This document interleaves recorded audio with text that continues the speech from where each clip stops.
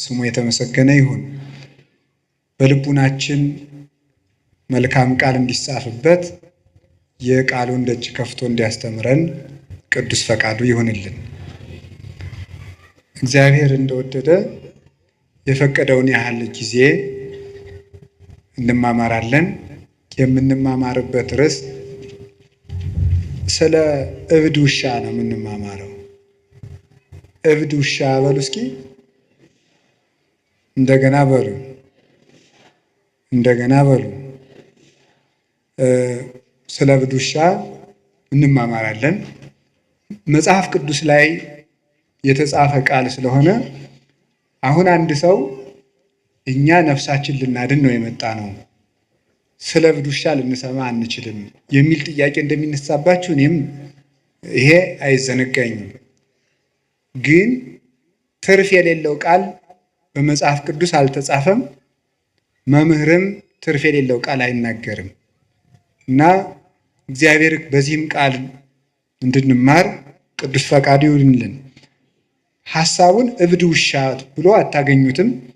ሐሳቡን ግን የምታገኙት ትንቢተ ኢሳይያስ ምዕራፍ 56 ቁጥር 11 ላይ ታገኙታላችሁ። እሙንቱ ከመ አክልብት እለ ኢይጸግቡ፣ እነሱ እንደማይጠግብ ውሻ ናቸው። እንደ አማርኛው መጽሐፍ ቅዱስ ደግሞ እንደ ዲዳ ውሻ ናቸው፣ ዲዳ ውሻ ናቸው ብሎ ይናገራል።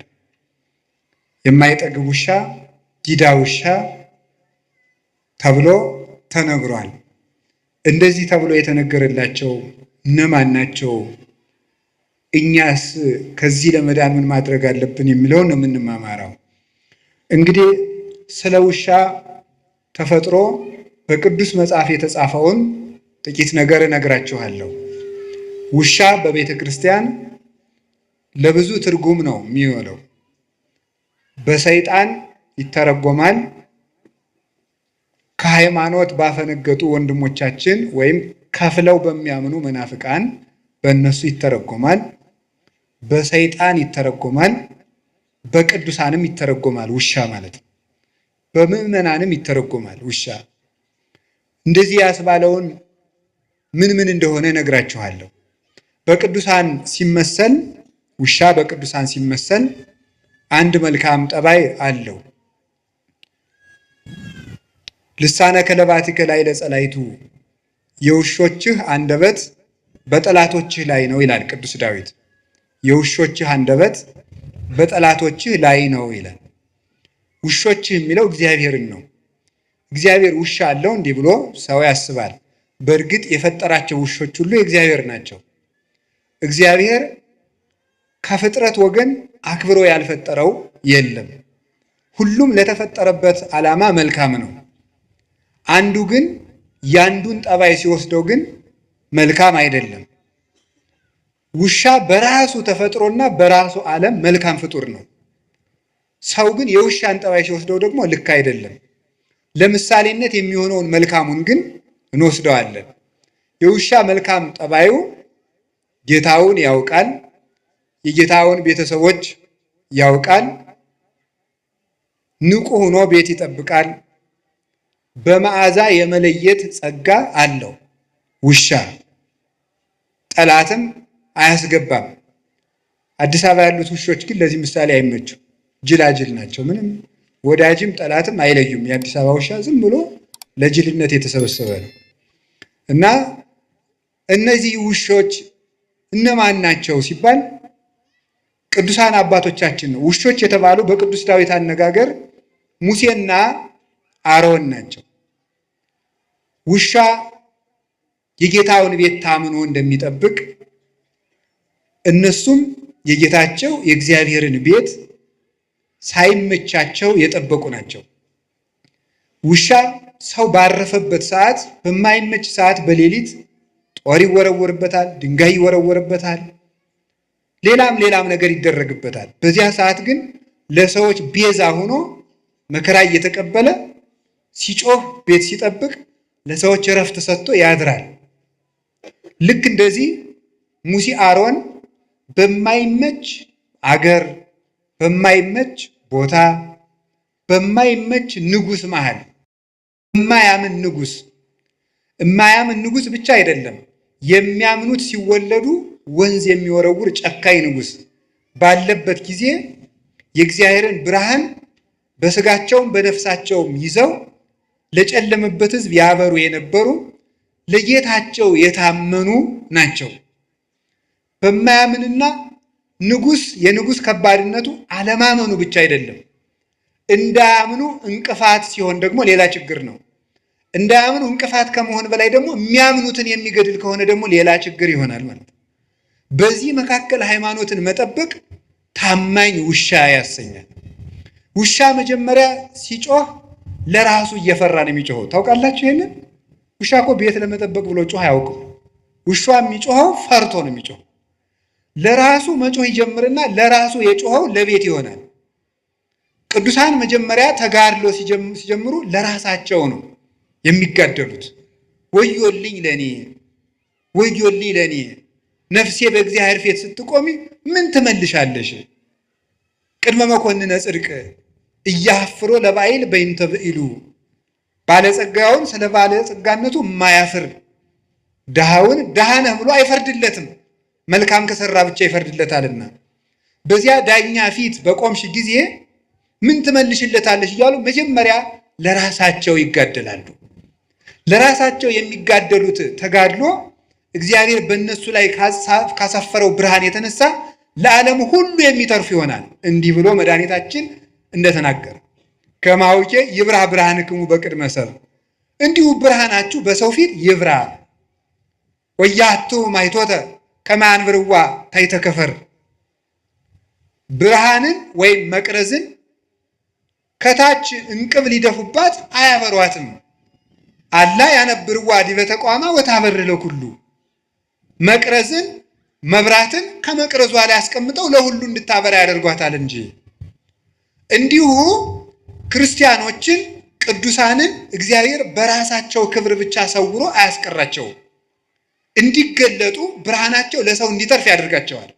ለነሱ ከበራላቸው በኋላ በእግዚአብሔር ብርሃን ከታተሙና በዚህ ከተቀደሱ በኋላ ለሌላው ይተርፋሉ እና ተራቡም ተጠሙም፣ ተናቁም ተከበሩም፣ ተደመጡም አልተደመጡም የጌታቸውን ቤት የሚያገለግሉ ቅዱሳን ታማኝ ውሾች ይባላሉ። በማይሰማ ሕዝብ ማለት አሁን እኮ ተመልከቱ፣ ንጉሱ ከሃዲ ሕዝቡም ከሃዲ ሲሆን ችግር ነው። አሮንና ሙሴ ታማኝ ውሾች ያሰኛቸው ከዚህ የተነሳ ነው። ንጉሱ ከሃዲ፣ እስራኤልም ከሃዲ ናቸው። ወደ ፈርዖን እንዳይሄዱ ሕዝብ ይዘው ወጥተዋል። ደግሞ የእግዚአብሔር ሆኖ የፈርዖን አይኮንም። ሕዝቡ ደግሞ የባስ ዱባ ብንበላ የሚሻለንን ከነበርንበት ሀገር አወጣችሁ በረሃብ ስበልታችሁ ልንቀሩ ነው ብሎ አንገተ ደንዳና የሆነ ጨካኝ ሕዝብ ነው። እንዲያውም አባታችን ርዕሰ ነቢያት ሙሴ አንድ ቀን እንዲህ ብሏል፣ ይሄንን ሕዝብ በውኑን የፈጠርኩትን ተው፣ እግዚአብሔር ሆይ ተው፣ ሕዝቡን አትቅሰፍ። ሰው ራሱ አንተን ያመሃል አለ። ያመሃል፣ ይሄ ሕዝብ ጣዖት እያመለከ ስታስቸገሪ ላጠፋው ነው ቢል እግዚአብሔር ተው፣ አንተን ያመሃል። እግዚአብሔር እንዳይታማ የሚቆረቆር ነበረ ሙሴ። ከዚያ ምን ብሎ ነው የሚቆረቆርለት? በረሃ አውጥቶ ሲያበላ ማብላት ሲያቅተው ጊዜ በመቅሰፍት ፈጃቸው ይለዋል። ስለዚህ መመገብ የማይችል ፈጣሪ ብለው ያሟል፣ ተው አትፍጃቸው ብሎ ለአምልኮቱ ተቆርቁሮ ድንጋይ ይዘው ሊወግሩት ለሚመኙ ሕዝብ ለነሱ ለእግዚአብሔር አምልኮት ይቀና ነበረ። እኛ ለእግዚአብሔር እንደው አሁን እግዚአብሔር ይታማል፣ እግዚአብሔር ይሰደባል ብሎ የሚያስብ ሰው አለ? ወበይንቲአክሙ ይጸርፉ ለአሕዛብ፣ አሕዛብ ላይ ለስመ እግዚአብሔር፣ በእናንተ ምክንያት አሕዛብ የእግዚአብሔርን ስም ይሰድባሉ ይላል ቅዱስ ጳውሎስ። አስቀድሞ ኢሳይያስ የተናገረው ነው። በእናንተ ምክንያት አሕዛብ እግዚአብሔርን ይሰድቡታል። ምን ብለው ነው የሚሰዱት? አሕዛብ በክርስቲያን ምክንያት እግዚአብሔር ይሰድባሉ። ምን ብለው ነው የሚሰድቡት? ክርስቲያኖች ኃጢአት የሚሰሩ ለምንድን ነው ተብሎ ሲጠየቅ አምላካቸው ኃጢአት የሚወድ ስለሆነ ይሆናላ ብለው ነው የሚሰዱት ማለት ነው። አምላካቸው ኃጢአት ስለሚወድ ነው ኃጢአት የሚሰሩ ብለው በዚህ ምክንያት እግዚአብሔር ይሰደባል። እግዚአብሔር እንዳይሰደብ ብለው በእውነቱ ማለት ነው። ጽድቅ መስራት እንኳን ባይሆንልኝ እግዚአብሔር እንዳይሰደብ ብለን እንኳን መልካም መሆን አለብን በእውነቱ ማለት ነው። እግዚአብሔር እንዳይሰደብ የእኛን ተውት፣ እኛ ባንድን እንኳን ፈጣሪን እንኳን እኮ ለእግዚአብሔር ለትልቅ ሰው ተብሎ እኮ ጥሩ ስራ ይሰራል። እንዴት ከገሌ መሃል እንዲህ ይሄን እናገራለሁ አታፍርም እንዴ ይባላል እኮ።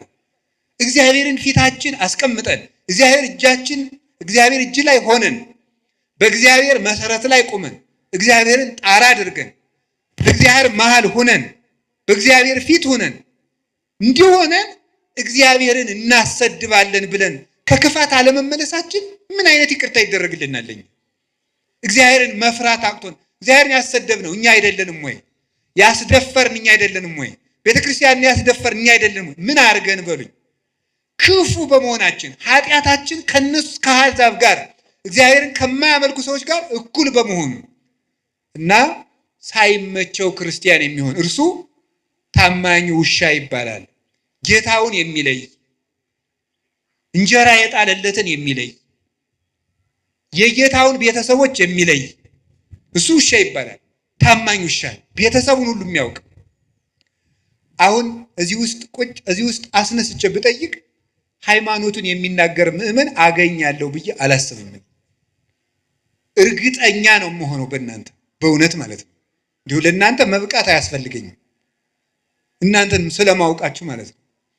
ከዚህ ውስጥ ሃይማኖታችሁ ምንድን ነው ሲበብት ብዬ ተዋሂዶ ምንድን ነው አናውቀው። እንዲሁ እኮ አሁን እንዲህ ይገርማችኋል። የማያውቅ ሰው ማወቅም የማይፈልግ ሰው ከእንዲህ ያለ በሽተኛ እግዚአብሔር ይሰውራችሁ። ታሞ መድኃኒትም ማዋጥ የማይፈልግ እዚህ በላይ ችግር አለን። እማናውቅ ለማወቅም ፈቃደኞች ያይደለን ደግሞ ድንቁርናችን ይዘን የምንመጻደቅ ተመጻዳቂዎች ለሁሉም ነገር። የዚህ ዘመን ሰውን የሚያስደንቀኝ በመሰላችሁ አንዱ ለሁሉም ነገር እውቀት አለ። ምን ማለት ነው? ለሁሉም ሰው ፖለቲካም ይናገራል፣ ሊቅ ነው። በዚያም ቤተክርስቲያን ላይ ይናገራል፣ በዚያም ሊቅ ነው። የማያውቀው እውቀት የለውም። ስለዚህ ሁሉንም አያውቅም ማለት ነው። ሁሉንም ስለማያውቅ ሁሉንም አያውቅ። እንዴት ሰው ሁሉን ሊያውቅ ይችላል? እንዴት ሰው ሁሉ ቦታ ሊቅ ይሆናል? ሁሉም ቦታ እጃችሁን ታወጣላችሁ። ሁሉም ቦታ ሲኖዶስን ለመተቸትም ሊቅ ናችሁ። ጳጳሳትን ለመተቸትም ሊቅ ናችሁ። የገዳም ስርዓትም ታውቃላችሁ።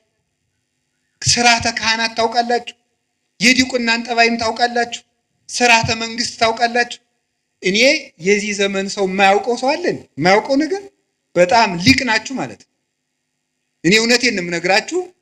ከእንዲህ ያለ ሁሉን አዋቂነት መመለስ አለብን በእውነቱ ማለት ነው። ድንቁርና በእውነቱ ቤት ሰርቶብን ያለን። ድሮ ጥበብ ቤቷን ሰራች ነበር የሚባለው። አሁንም ቤተክርስቲያን ትለዋለች። እኛ ላይ ግን ድንቁርና ነው ቤቷን የሰራች፣ ብዙ ምሰሶዎችን ያቆመችው።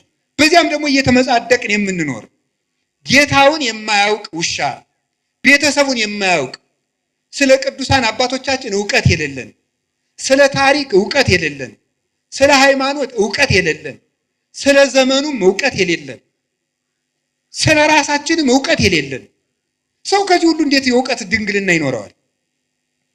ሰው እኮ ሃይማኖቱን ማወቅ አለበት። አንድ ቤተ ክርስቲያኑን ማወቅ አለበት። ሁለት ታሪኩን ማወቅ አለበት። ዘመኑን ማወቅ አለበት። ራሱን ማወቅ አለበት። ሰው ምን ማለት እንደሆነ ብናውቅ ኑሮ እውነት በማይረባ ልክስክስ ነገር ታስረን እንኖር ነበረ? ሰው እስኪ ምንድን ነው ብላችሁ እስኪ ጠይቁ። እኔ እኮ ሰው ነኝ ብላችሁ አስባችሁ? እኔ ጅብ አይደለሁም፣ እኔ ውሻ አይደለሁም፣ እኔ አይጥ አይደለሁም አትሉም እንዴ? ያገኘውን የሚበላ እኮ አይጥ ነው። ዝም ብሎ ሳይመርጥ የሚበላ ጊዜም ሰዓትም የማይመርጥ። እኛ ውሻ አይደለም፣ እኛ እባቦች አይደለም፣ እኛ ነምር አይደለንም፣ እኛ ጭልፊት አይደለንም አትሉም? ከላይ ሆኖ የሚነጥቃል ይሄ ጭልፊት፣ ከላይ ሆኖ መንጠቅ።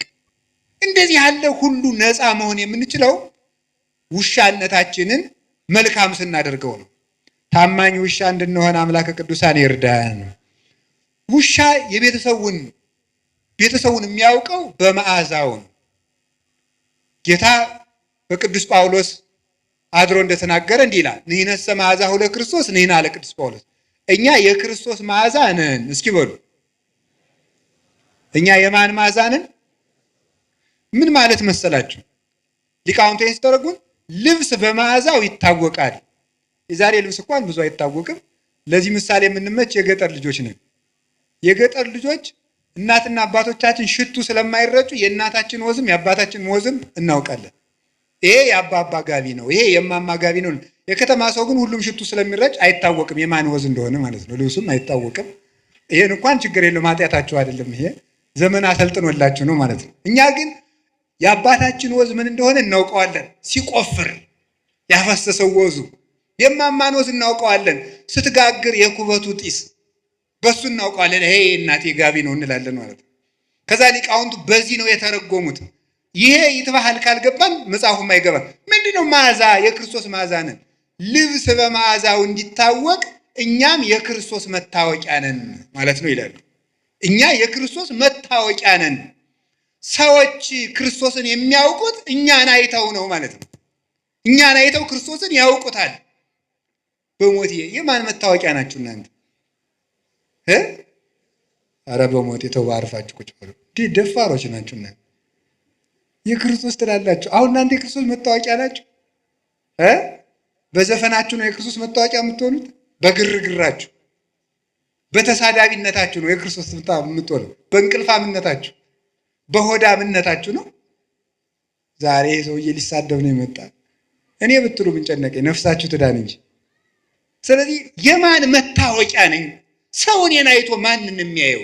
እኔን አይቶ ጋኔንን ነው የሚያይ ክርስቶስን። በውሸታችን የማን መታወቂያ ነው? ያጋንንት። ውሸት የጋኔን ነው።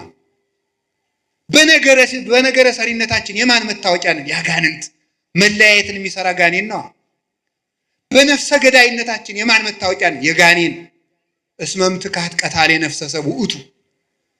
ሐሰትን አመንጭቱ። ዛሬ እኮ ሰት ምንድነው? የከተማ ሰው ኃጢአትን ሲያቻችል ምንድነው የሚለው? ኖርማል ነው የሚለው አይደለም።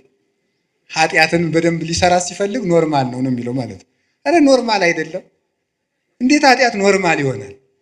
ውሸታውን ኖርማል ነው አይደለም? ለእናንተ ውሸት ኖርማል ነው። አሁን ሰው መዋሸት እዚህ ጫፍ ላይ ደርሻለሁ ይላል። ገና ስንት ኪሎ ሜትር ተቀምጦ ማለት እንዴት ውሸትን ትለምዳል?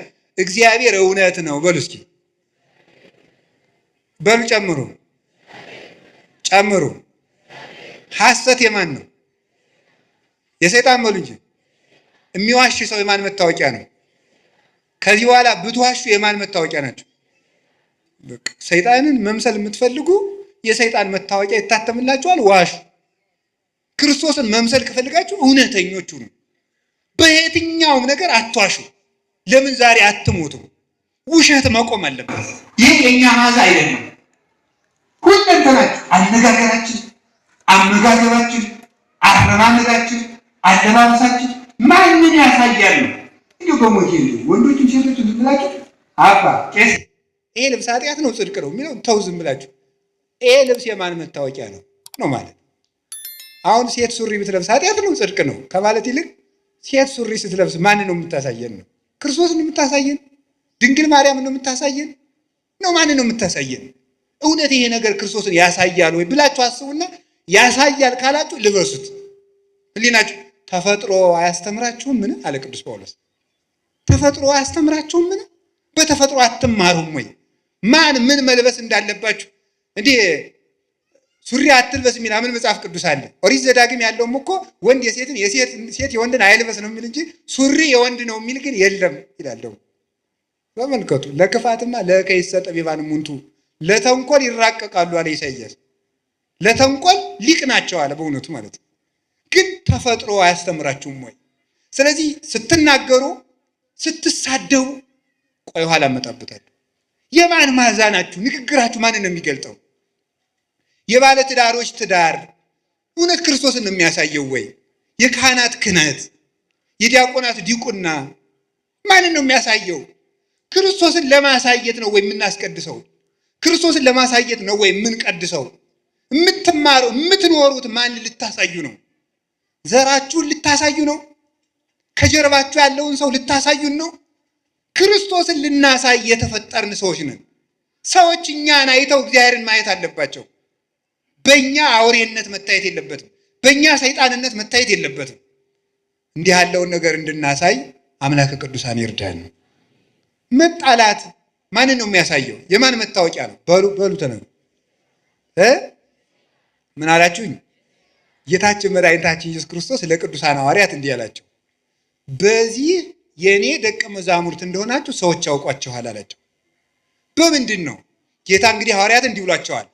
ሙት ታነሳላችሁ፣ ድዊ ትፈውሳላችሁ፣ አጋንንት ታወጣላችሁ፣ ለምጽ ታነጻላችሁ፣ ዓለምን ታጠምቃላችሁ፣ በ12 ወንበር ተቀምጣችሁ ትፈርዳላችሁ።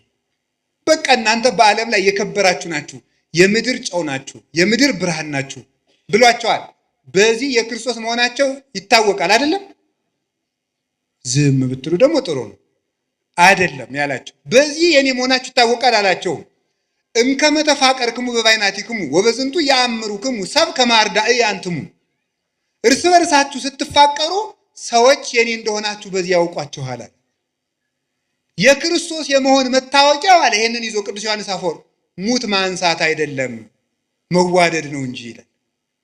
ሙት ማንሳት የክርስቶስ የመሆን ምልክት አይደለም። አጋንንትም ቢሆን በምታት ሙት ያስነሳሉ። አጋንንትም ቢሆን ይፈውሳሉ እኮ። እንዴት አጋንንት ይፈውሳሉ? አጋንንት ሲፈውሱ ምን ማለት መሰላችሁ? ከአንድ ሰውዬ ላይ ጋኔን ካደረበት ከፈዋሹ ላይ ጋኔን አለ በሉ። ከተፈዋሹ ላይ ደግሞ ጋኔን ካለበት ይሄኛው ጋኔን ሰውን ጨርሶ ያ ጋኔን ለማድረግ እዛ ላይ ያለው ጋኔን ይወጣል። ይቆይና ከዛ በሌላ ቀን መለስ ይል አሁን ልውጣና ሌላ ሰው ጨምሬ ላሳስት ብሎ ወጥቶ ለቀቅ አድርጎት ይቆያል። አይዋ አስለቀቀው ተብሎ እዚያ በኋላ ይነገርለታል ማለት ነው። ጋኔን ምን ጨነቀው? የባሰ ኃጢአት ለማሰራት ከጥቂት ኃጢአት ይጠብቃል ሰይጣን።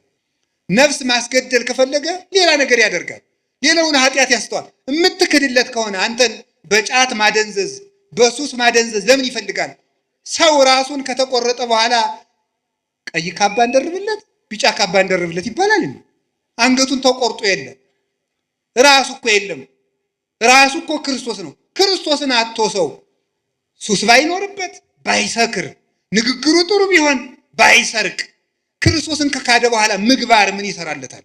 ያለ መሰረት የሚቆም ቤት እንደሌለ ማለት ነው። ስለዚህ ሰይጣን የባሰውን ኃጢአት ለማሰራት አንድ መፍትሄ ይሰጣል። የማይረባ መፍትሄ ቆይቶ ግን ይይዘዋል። ምንድን የሚያደርገው? መጨረሻ ላይ የፈወሰው ሰው ጥገኛና አጨብጫቢ ሆኖ እንዲቀር ያደርገዋል። የክርስቶስ ተከታይ አያደርገውም። መመኪያው ሁሉ ያ ፈወሰኝ የሚለው ሰው እንዲሆን አድርጎ ነው የሚያኖረው። ገንዘቡም ለዚያ እንደጨረሰ፣ ጉልበቱን ለዚያ እንደጨረሰ ይኖራል። ስለዚህ የእግዚአብሔር ቤተሰቦች የማን መታወቂያ? እኛ የምንታወቀው ድዊ በመፈወሳችን የክርስቶስ መሆናችን አይታወቅም። ጋኔን ያደረባቸው ድዊ ይፈውሳሉ። ጋኔን ያደረባቸው ጋኔን ያወጣሉ። ታዲያ ምንድነው መታወቂያችን? ፍቅር። ስለዚህ ሊቃውንት ምን አሉ? ፍቅር ሙት ከማንሳት ይበልጣል። እስኪ ወደ ሁላችሁም በሉ እንጂ ፍቅር ሙት ከማንሳት ይበልጣል። ፍቅር ያለው ሰው የጸና ሃይማኖት ካለው ሰውም ይበልጣል።